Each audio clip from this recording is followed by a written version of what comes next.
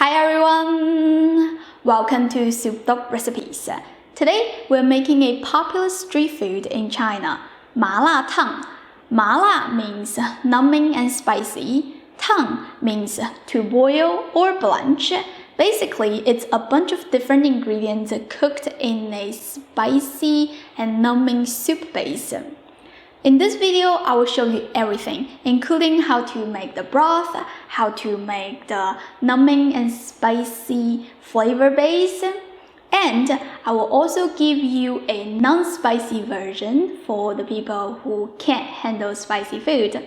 So, let's get started. 骨汤 means bone broth. It is the basic structure for Malatang.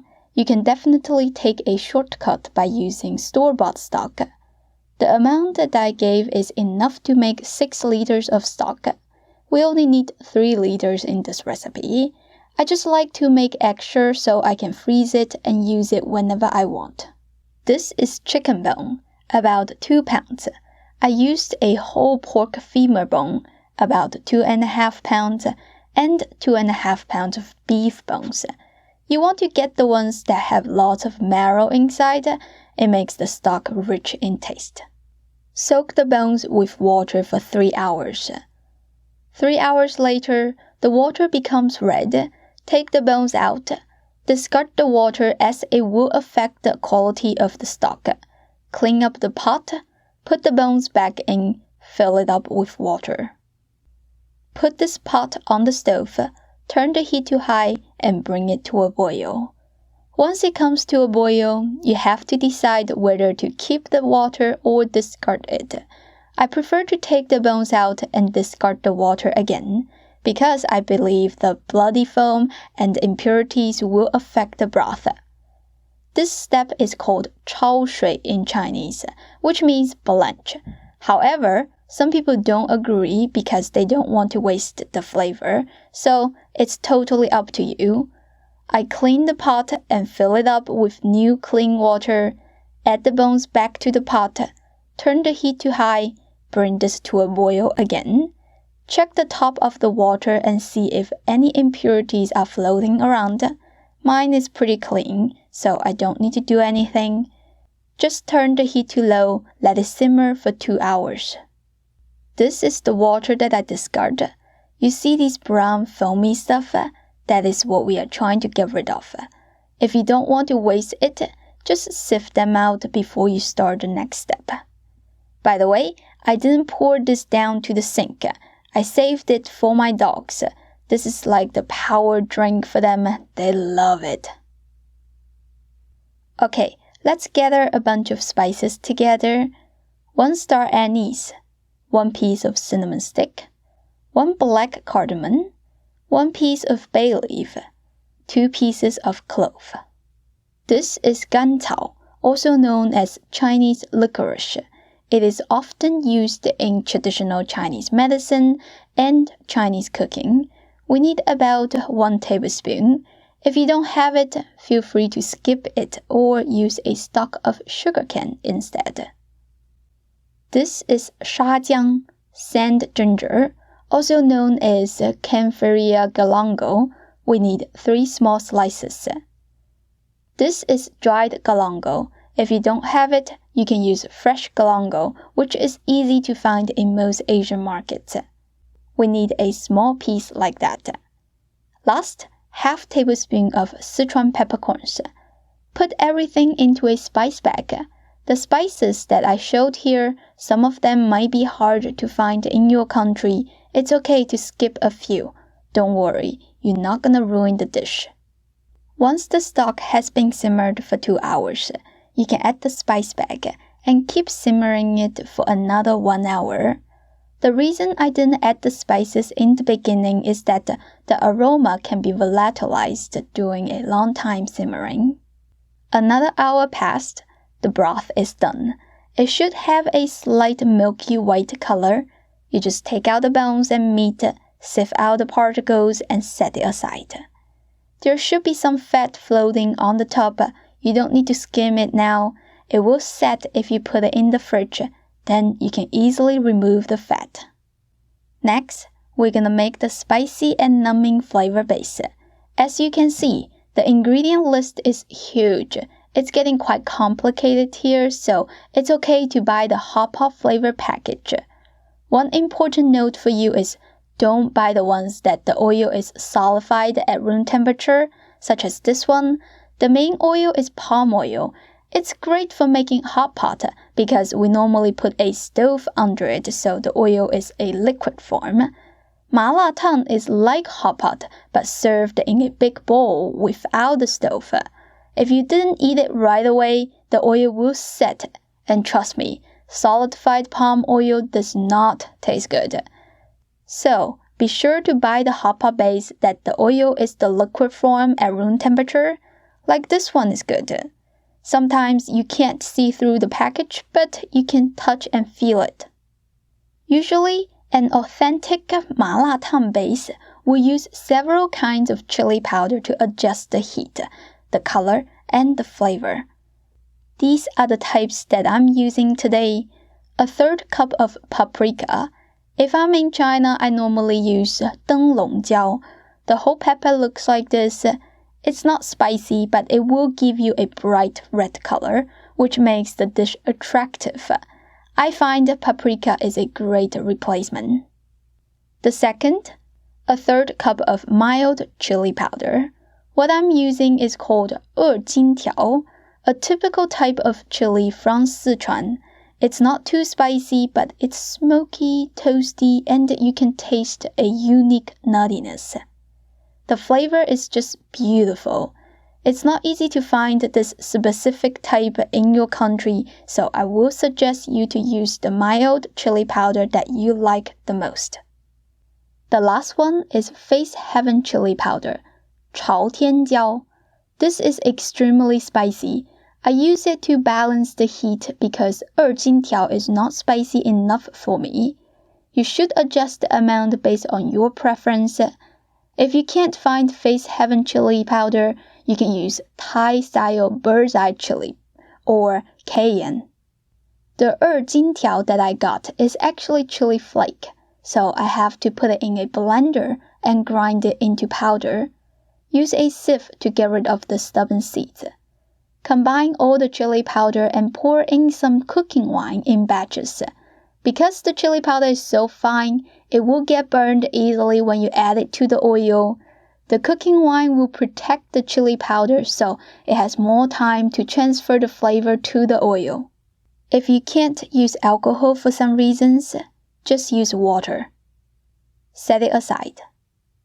Next is the spice powder.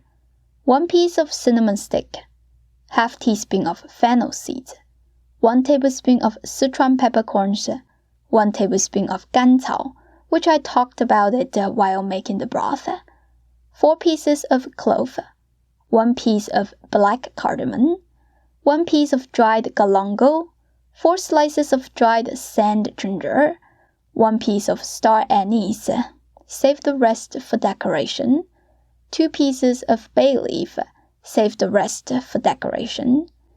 Grind everything into a fine powder. Again, if you have to skip a few of the spices because you can't find them, it will be fine. Same as before, pour in some cooking wine to wet the spices. Mix well, set it aside.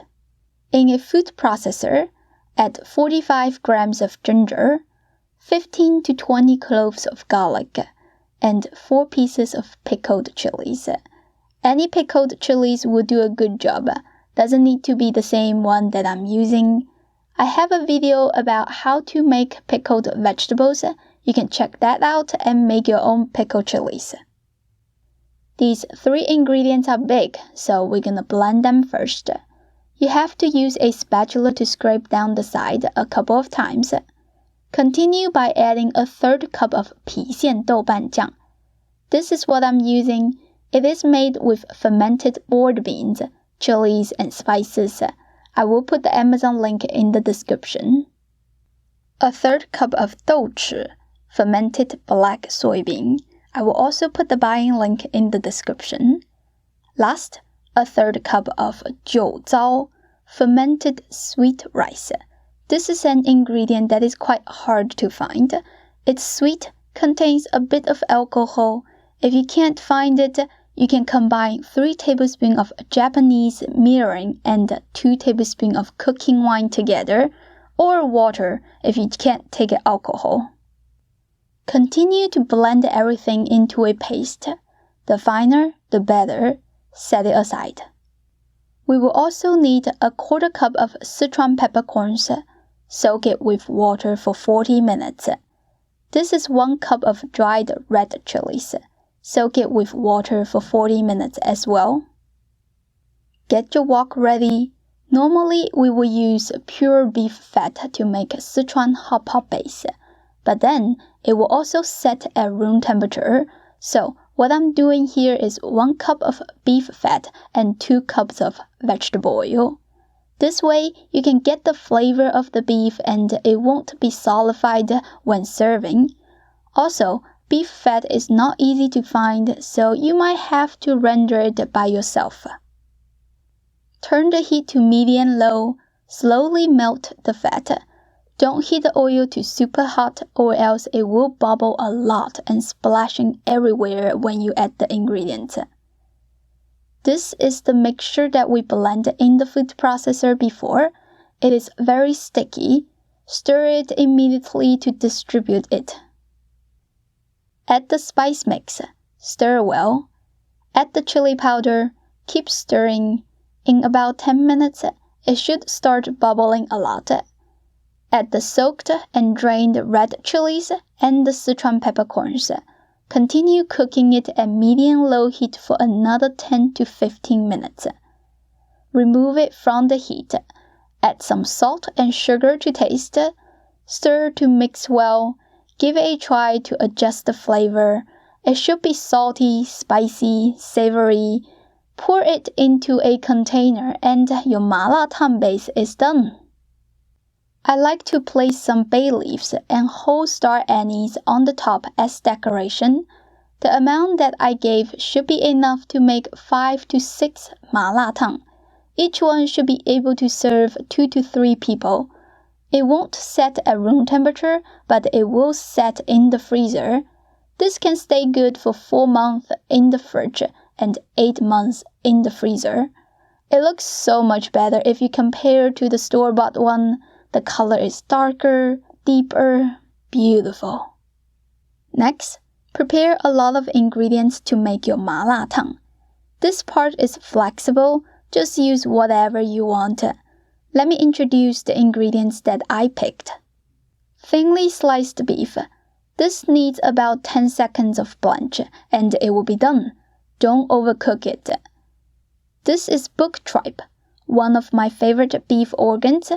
It needs about 1 minute of blanch. It has a crunchy texture, very interesting. If you overcook it, it will shrink and become tough. Meatballs are my must-have items when eating Malatang. The brown one is beef meatballs.